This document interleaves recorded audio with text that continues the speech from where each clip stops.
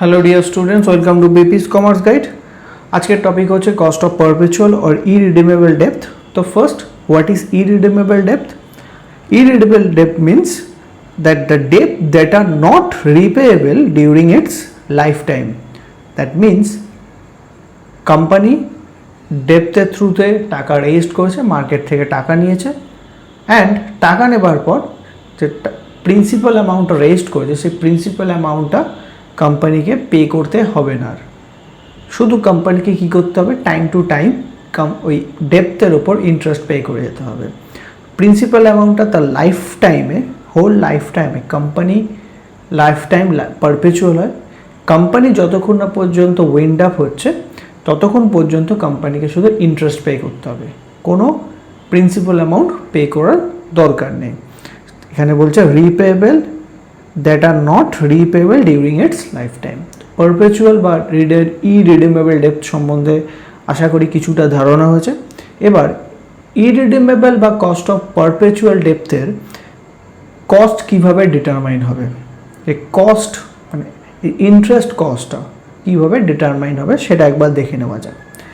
তো এখানকে cost of perpetual depth বা ইরিডিমেবল ডেপ্থকে আমরা শর্টে কেডি হিসাবে, কে সাফিক্সে ডি হিসাবে আমরা কি করি, ডিনোট করি। KD equal to I by ND.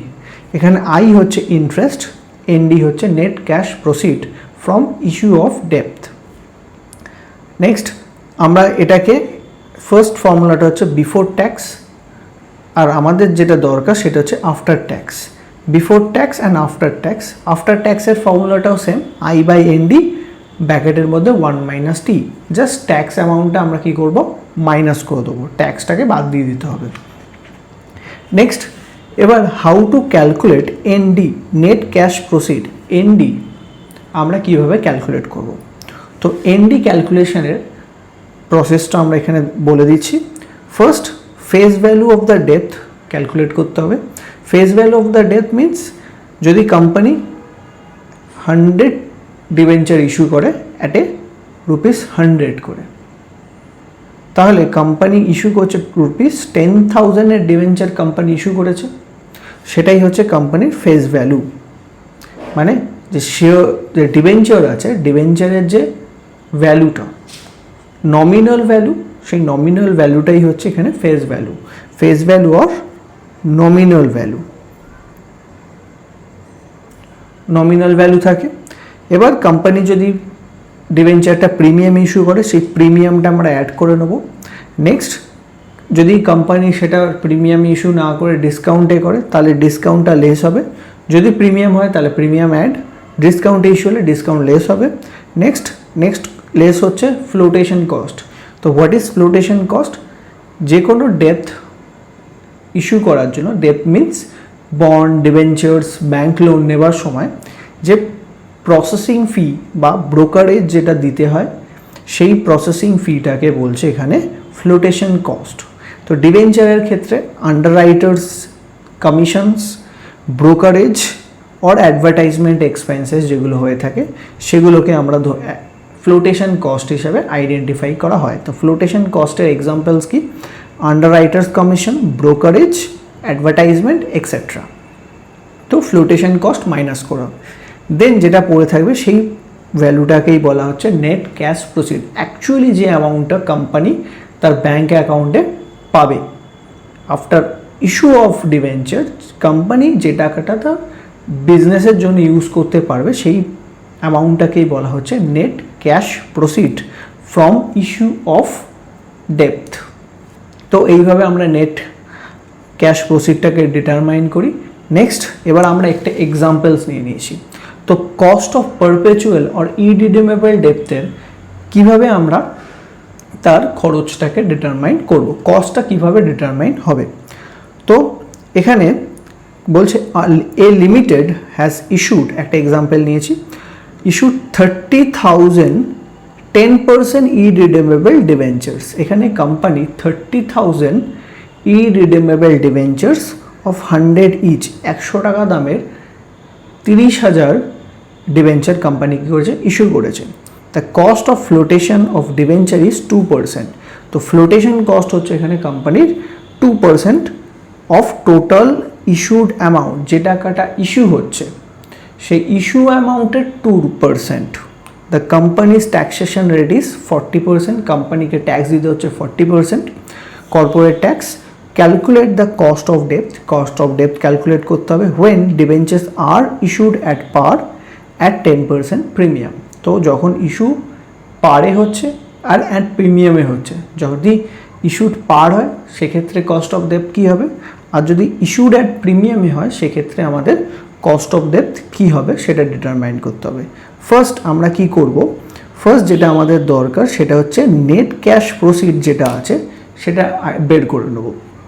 তো নেট ক্যাশ প্রসিড,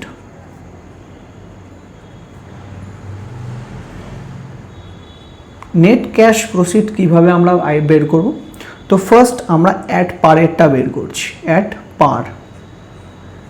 তো অ্যাট পার মিন্স 100 রুপিসের শেয়ার ছিল, কোম্পানি 100 রুপিসেই ইস্যু করছে, তাহলে 100-এর শেয়ার যদি 100-এ ইস্যু করে তবে সেটাকে বলা হয় অ্যাট পার।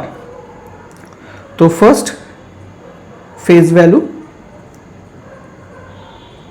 তো কোম্পানি ইস্যু করেছে 30,000 ডিবেঞ্চার, 30,000 ইন্টু 100, তাহলে 30,000 ইন্টু 100 হলে হয় 30 lakhs, 30 lakhs কোম্পানি ইস্যু করেছে, মার্কেট থেকে টাকা তুলেছে। এখানে প্রিমিয়াম ইস্যু করেনি, পারে করেছে, তা প্রিমিয়াম অ্যাড করার দরকার নেই, ডিসকাউন্টও লেস করার দরকার নেই, ডিসকাউন্টেও হয়নি। নেক্সট এর থেকে মাইনাস হয়ে যাবে, লেস করে দেবো, লেস ফ্লোটেশন কস্ট, এর থেকে মাইনাস হয়ে যাবে ফ্লোটেশন কস্ট।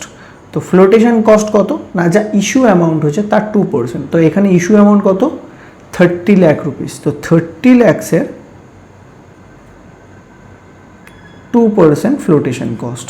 তো 30 লাখ ইন্টু 2% করলে আমার আসছে 60,000, 60,000 টাকা। তো 60,000 আমার ফ্লোটেশন কস্ট। তো টোটাল ভ্যালু হচ্ছে 30 lakhs মাইনাস করে দিচ্ছি, তাহলে 29,40,000 হচ্ছে net cash proceed, 29,40,000 net cash proceed.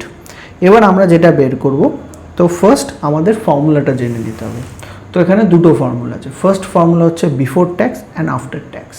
তো এখানে আমরা দুটোই বের করব, before tax and after tax. তো অ্যাট পার, অ্যাট পারে আমরা বের করব first KD before tax, before tax. তো ফর্মুলা হচ্ছে আই বাই এনডি, ফর্মুলা হচ্ছে আই বাই এনডি, ঠিক আছে। তো আই মিনস ইন্টারেস্ট, তো কোম্পানি টোটাল মার্কেট থেকে কত টাকা ইস্যু করে রেইজ করেছে না 30 লাখ রুপিস কোম্পানি মার্কেট থেকে রেইজড করেছে। তো 30 lakhs-এর ওপর এখানে আমাকে কি বলেছিল, কোম্পানি ইস্যুড 30,000 10% ডিবেঞ্চার, এই যে 10% দ্যাট ইজ এই 10% হচ্ছে interest rate or also known as coupon rate, also known as coupon rate, interest rate or coupon rate। তো এই 30 lakhs-এর উপর আমাকে 10% ইন্টারেস্ট দিতে হবে, 30 lakhs-এর 10% হচ্ছে 3 lakh divided by ND, ND হচ্ছে আমার 29,40,000। তো ND means net cash proceed, net cash proceed হচ্ছে 29,40,000। তো ডিভাইড করে দিচ্ছি আমি 3 lakh divided by 29,40,000 multiply by 100। তো এখানে কস্ট আসছে 10.20%, বিফোর ট্যাক্সে আসছে 10.20%। নেক্সট আমরা যেটা করব, কেডি বের করব আফটার ট্যাক্স, আফটার ট্যাক্স। তো আফটার ট্যাক্সের ফর্মুলা কি, I by ND whole into 1 minus T. তো সেম যা ছিল, আইও এখানে ছিল 3 lakh, ইন্টারেস্ট হচ্ছে 3 lakh রুপিস, এনডি হচ্ছে 29,40,000, মাল্টিপ্লাই বাই 1 মাইনাস টি, এখানে ট্যাক্স হচ্ছে 40%, 40% মিনস 0.40।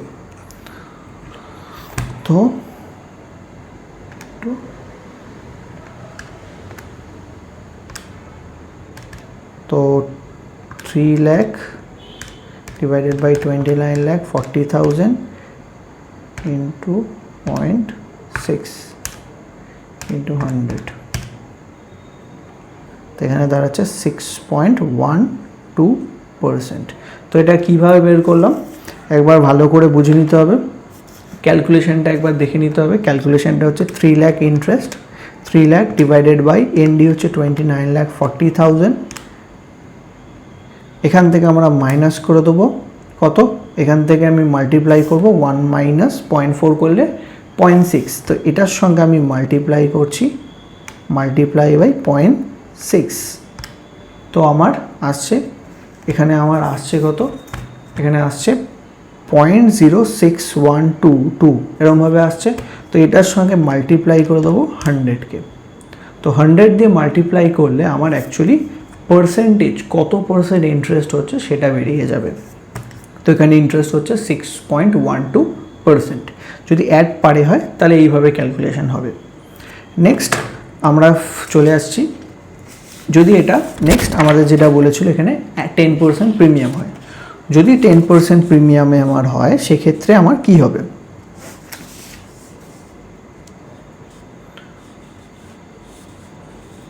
তো ফার্স্ট আমরা কি করব, নেট ক্যাশ প্রসিডটা বার করে নেব, net cash proceed at premium.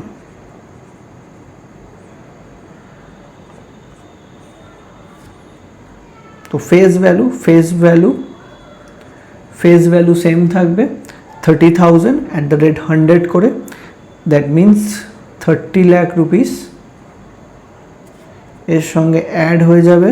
Company এখানে কী করছে 10% প্রিমিয়ামে নিয়েছে, তো অ্যাড প্রিমিয়াম 10%, যে ভ্যালু আছে 30 লাখসের 10% premium 30 lakhs into 10% premium, that means 3 lakh হচ্ছে premium.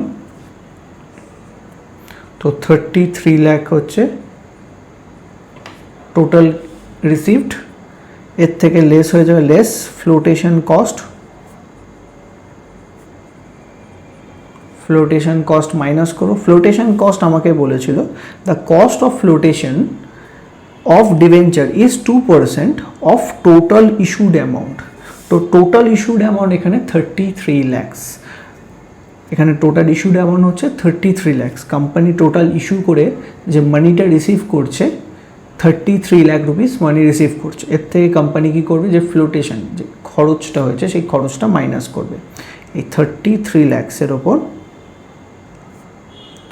Into 2%, that means 66,000 company flotation cost pay করেছে। 33 lakhs মাইনাস 66,000, তাহলে কোম্পানি রিসিভ করবে 32,34,000। এইটা হচ্ছে কোম্পানির net cash proceeds. Net cash proceed হচ্ছে 32,34,000। ওকে, এবারে আমরা কি করব, অ্যাট প্রিমিয়ামে আমরা কস্ট অফ ক্যাপিটাল বের করব, কেডি বের করব, কেডি বিফোর ট্যাক্স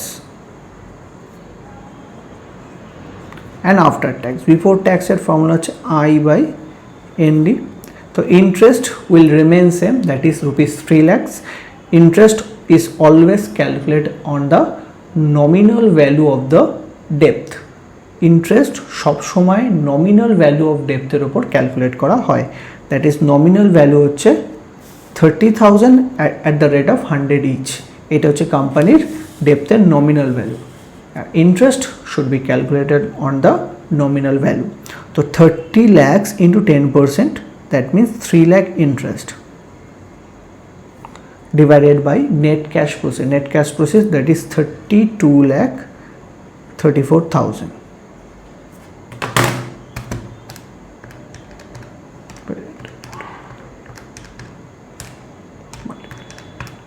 তো এখানে কস্ট অফ ক্যাপিটাল আসছে 9.2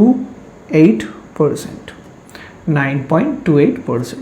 এটা বিফোর ট্যাক্স। এবার আমরা বের করব আফটার ট্যাক্স। ফর্মুলা হচ্ছে I by ND 1 minus T. তো এখানে I remain same, that is 3 lakh rupees, ND rupees 32,34,000 tax 1 minus 0.40। তো এটা ক্যালকুলেট করে হচ্ছে 5.57%। তো after tax cost of capital হচ্ছে 5.57%। তো এটা হচ্ছে cost of perpetual or irredeemable ডেপ্ট ক্যালকুলেটের প্রসেস। আমরা একটা এক্সাম্পল নিয়ে এটাকে সলভ করে দেখলাম। আর এখানে মনে রাখার জিনিস সেটা হচ্ছে interest is always calculated on the nominal value, nominal or face value of the debt. Interest is always calculated on the nominal value of the debt. এটা খুব ইম্পর্টেন্ট পয়েন্ট, এটা মাথায় রাখতে হবে আমাদেরকে। দ্যাটস অল এই টপিকটার ওপর। তো যদি টপিকটা ভালো লেগে থাকে, কিছু শেখার থেকে কিছু শিখে থাকো, তাহলে অবশ্যই লাইক, শেয়ার অ্যান্ড কমেন্ট করে দিও। Thank you.